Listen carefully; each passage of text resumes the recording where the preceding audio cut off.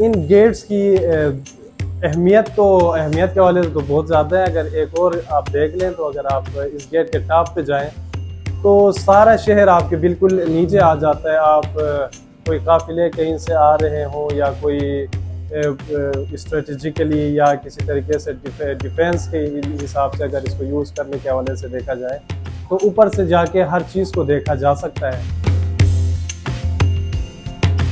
गोरगट्टी complex जो कि शाहजहां की बेटी जहानारा बेगम ने 1639 में बनवाया था, क्योंकि यहाँ पे सेंट्रल एशिया से और लोअर या साउथर्न एरिया से लोग ट्रेड के लिए आते थे, यहाँ पे वो ठहरते थे।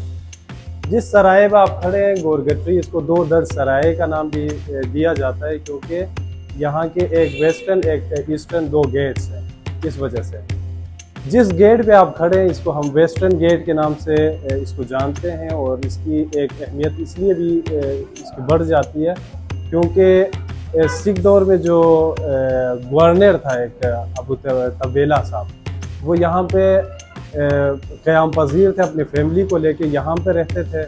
और यहाँ पे मुख्तलिफ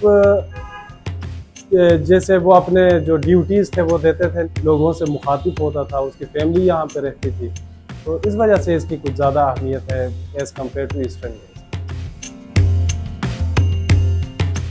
ये दो दरवाज़े जिनकी मैंने बात की अभी, इनकी तारीख़ी अहमियत को देखते हुए directorate of archaeology and museum ने दिलचस्पी लिया, और हाल ही में दोनों की काफ़ी हद तक रिपेयर वर्क और प्रिजर्वेशन का काम भी यहाँ पे हो चुका हुआ है। आप अगर देखें तो काफ़ी चीज़ों को यहाँ पे हमने मुख्तलिफ तरीके से दोबारा से रिनोवेट किया।